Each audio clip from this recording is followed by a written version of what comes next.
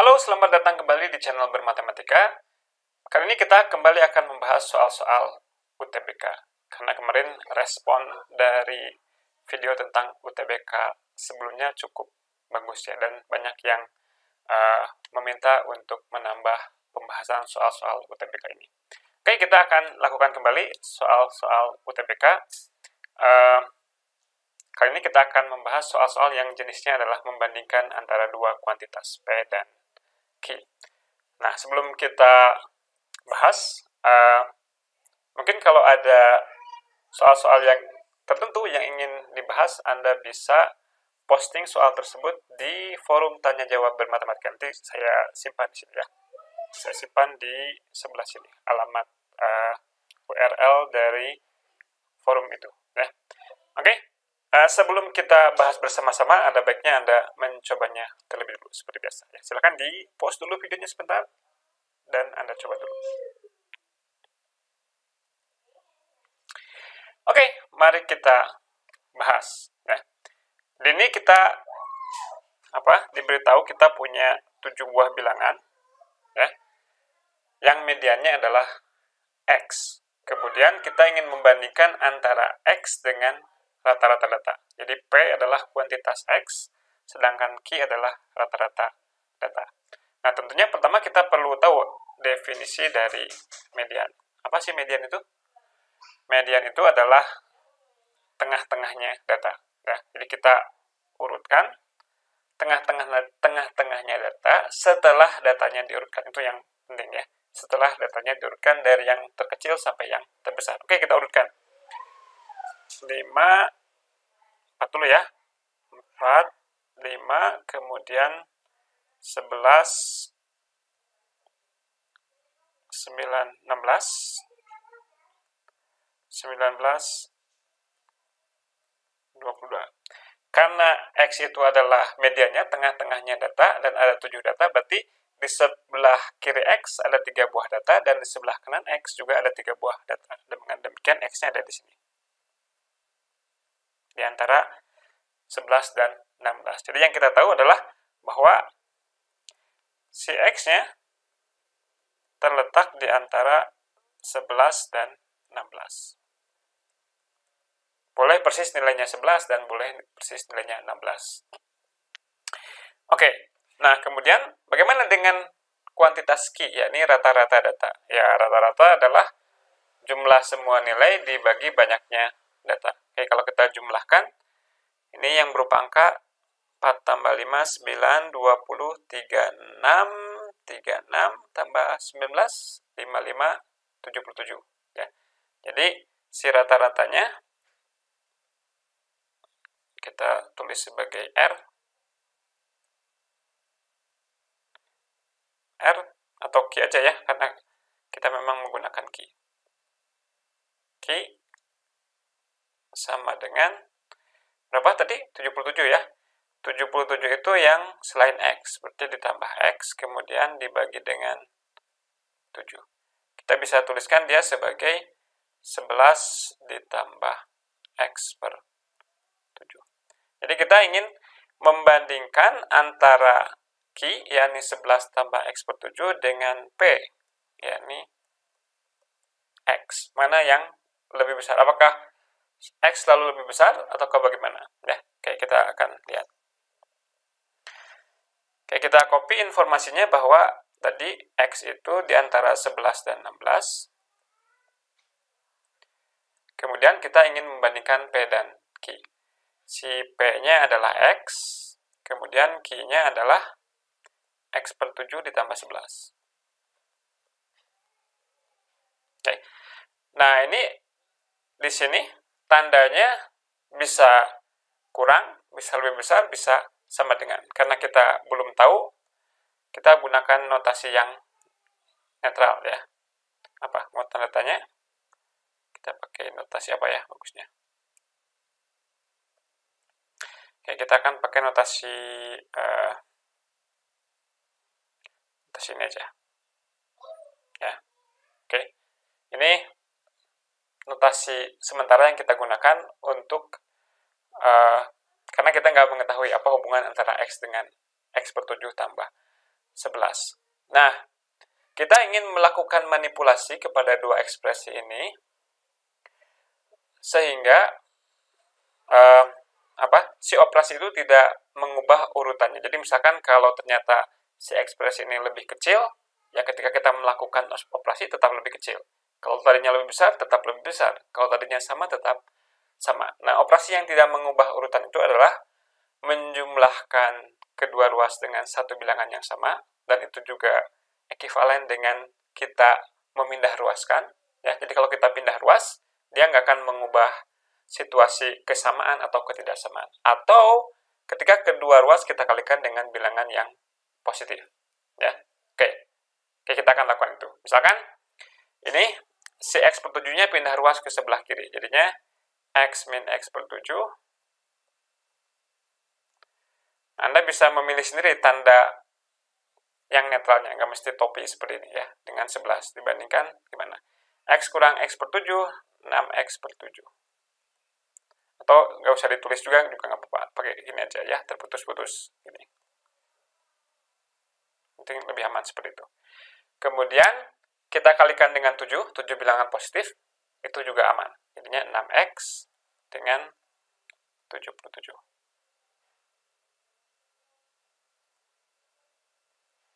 Oke. Nah, sekarang kita lihat kondisi yang kita miliki tentang X. Ya. Dan ada bagusnya kita melihat situasi ekstrim dari X itu. Kita masukkan X yang terkecil dan X yang terbesar. Apakah ketika dimasukkan dua titik ekstrim itu akan memberikan informasi yang sama atau enggak? Kalau dimasukkan X sama dengan 11, ya, berapa? Yang sebelah kiri jadi 66. 66 jelas kurang dari 77. Akan tetapi, kalau kita substitusikan X-nya sama dengan 16, 6 kali 16 adalah 96, dan lebih besar dari 77. Jadi, tidak selalu P itu lebih kecil dari Q atau lebih besar dari Q. Dan jelas nggak sama P dan Q-nya. Untuk contoh 11 dan 16. Dengan demikian, apa kesimpulannya? Kesimpulannya apa? Ya, kesimpulannya, informasi yang diberikan tidak cukup untuk memutuskan salah satu dari tiga pilihan. Kita nggak bisa bilang dengan pasti si X-nya itu apakah pasti lebih besar dari rata-rata atau sama atau kurang dari. Ya, jadi jawabannya adalah D.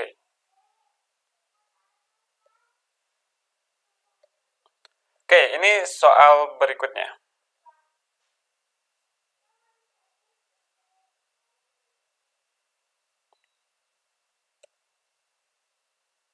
Maaf. Ya, soal ini. Kita punya kuantitas P dan Q. P-nya 1 min X pangkat 4 per 1 min X kuadrat. Q-nya adalah 2 tambah X.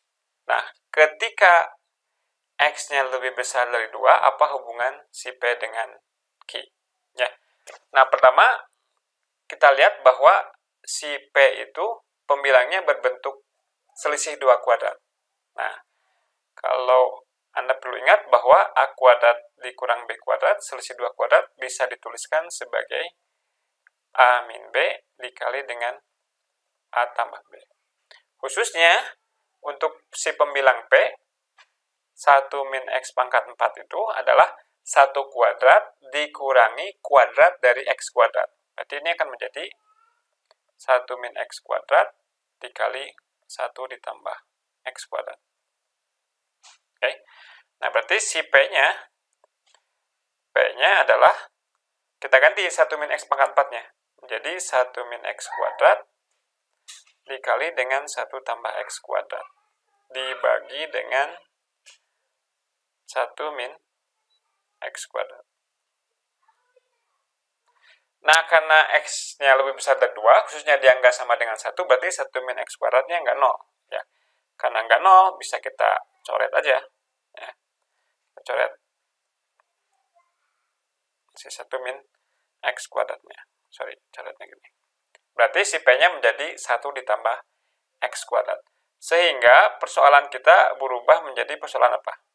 Membandingkan antara 1 tambah X kuadrat dengan 2 tambah X. Ya. Seperti apa? Oke, kita lihat lagi. Jadi pertanyaannya, Kalau X lebih besar dari 2, bagaimana hubungan antara apa tadi? 1 tambah X kuadrat dengan 2 tambah X ya.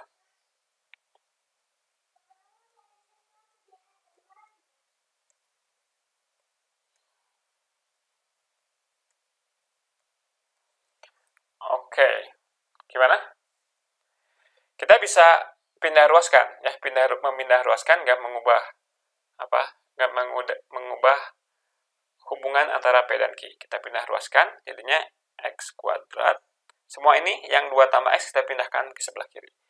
X kuadrat min X min 2 kurang 1. X kuadrat min 1. Ini adalah 0. Oke? Terus gimana? Apakah bisa difaktorkankah? Nggak bisa ya. Mau dimasukkan? Gimana nih kalau seperti ini? Kalau kita bisa bereksperimen dulu, menduga-duga. Nanti kita mencoba menunjukkan dugaan kita. Ya, ini misalkan kalau si min X kurang satunya dipindah lagi ke kanan, jadinya X kuadrat lebih besar dari X tambah 1. Benar nggak? X kuadrat selalu lebih besar dari X tambah 1. Kalau X-nya 3, 3 kuadrat lebih besar dari 4. Benar ya? Tapi gimana caranya kita meyakinkan bahwa hal tersebut benar? Ya, atau begini. Ini kita tulis ulang sebagai X kuadrat min X. Ini akan punya banyak cara untuk bisa sampai ke situ ya. Oke. Kemudian X dikali X min 1 dibanding dengan 1. Ya. Oke. Nah, kita lihat X lebih besar dari 2, berarti X min 1 gimana? Kalau X lebih besar dari 2, X min 1 akan lebih besar dari 1. Ya. Oke. Akibatnya, nah kalau kita punya dua bilangan yang positif, A lebih besar dari B dan C lebih besar dari D, mereka semuanya positif, kalau dikalikan tetap akan mempertahankan urutan. Jadi akibatnya X dikali X min 1 akan lebih besar dari 2 kali 1. Tapi 2 kali 1 dia lebih besar dari 0. Lebih besar dari 1. Ya. Berarti yang sebelah kiri, si P-nya selalu lebih besar dari yang sebelah kanan. Oke? Cukup jelas? Kalau nggak jelas, nanti Anda bisa. Kenapa seperti ini caranya? Nggak harus seperti ini. Ya. Anda bisa juga misalkan menyelesaikan pertidaksamaan X kuadrat min X kurang 1 lebih besar dari 0. Sama dengan 0. Besar dari 0 misalkan. Ya. Kebetulan ini nggak bisa difaktorkan, jadi agak-agak sulit. Ya. Makanya perlu cara lain. Tapi yang ingin saya tekankan bahwa cara sudut pandang ini bukan satu-satunya cara. Anda mungkin bisa melihat dari sudut pandang yang lain. Oke, ini masih sama soalnya ini. Oh, sorry.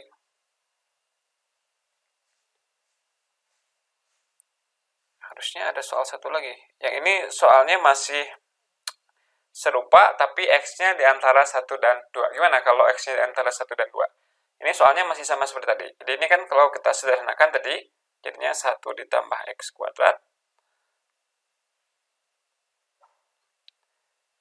dibanding dengan 2 tambah X. Nah, sekarang tapi X-nya di antara 1 dan 2. Oke, kita lihat. X di antara 1 dan 2.